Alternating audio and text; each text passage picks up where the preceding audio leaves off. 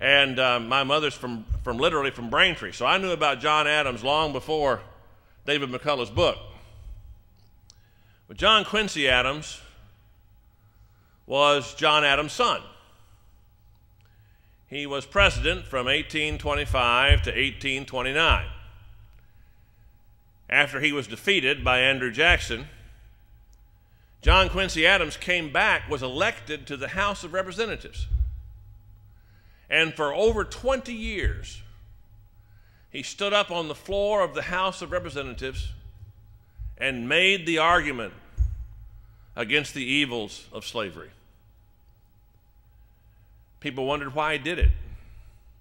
It didn't seem to make that much difference, but he kept getting reelected, he kept coming back, he kept speaking the truth.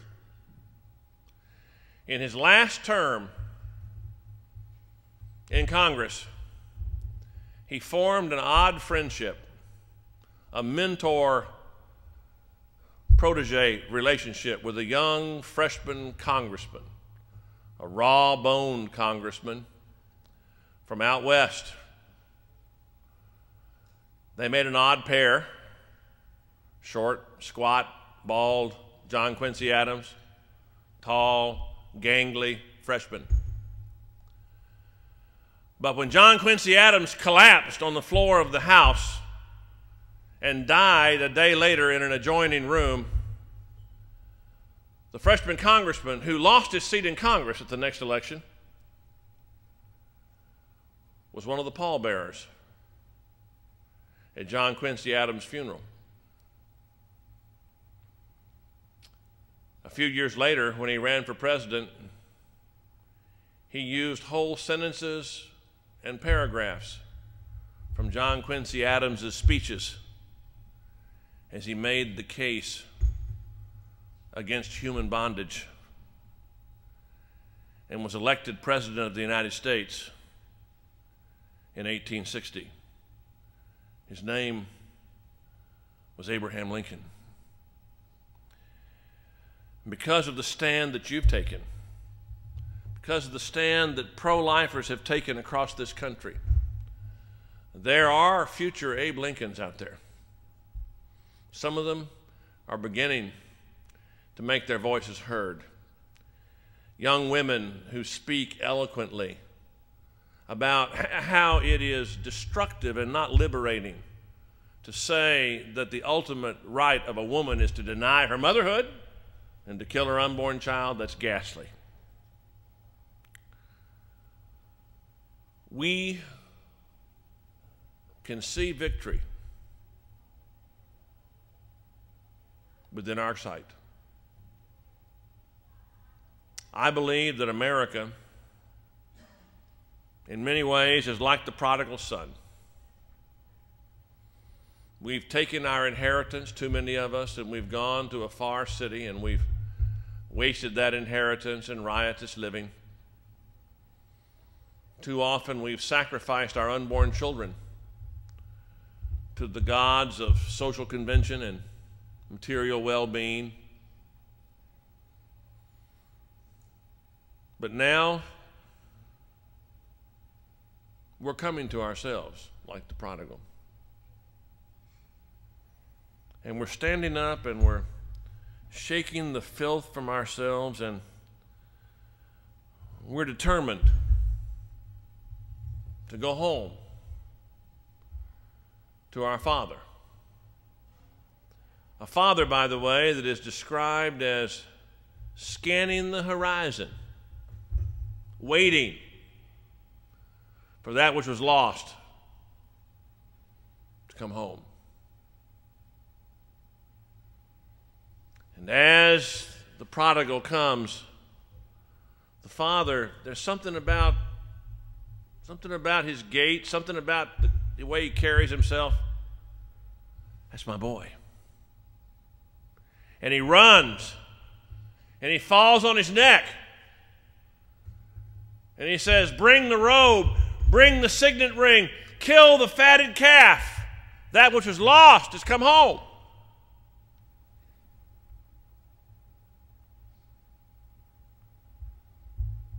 I believe America is ready to come home.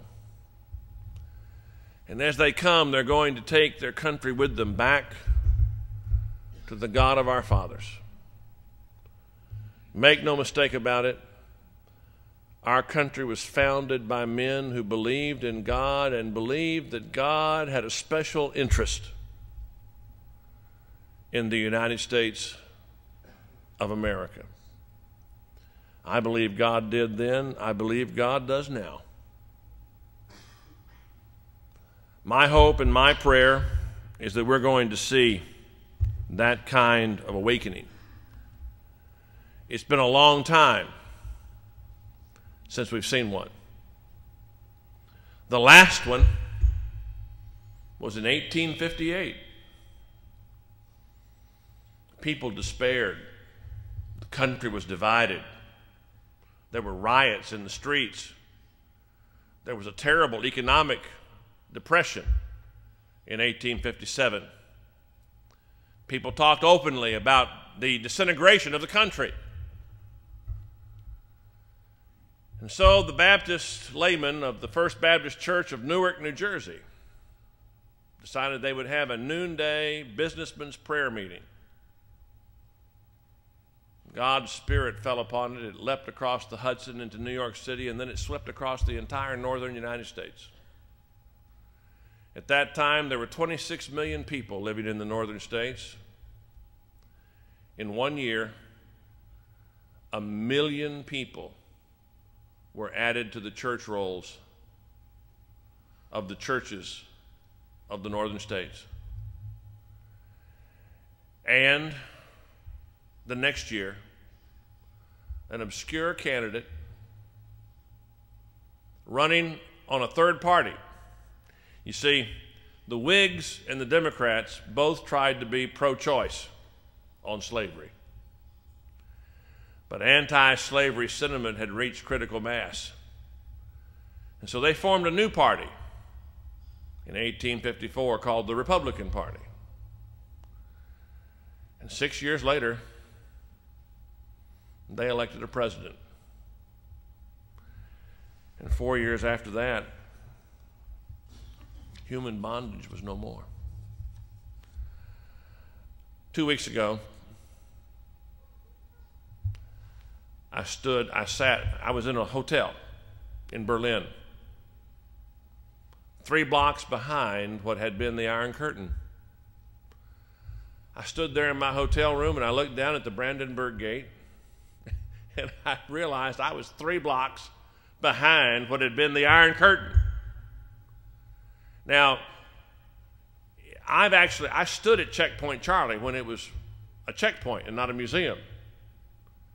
And I looked across into East Germany as they looked back with their binoculars and their guns. And I saw that wall running like a jagged scar through Berlin.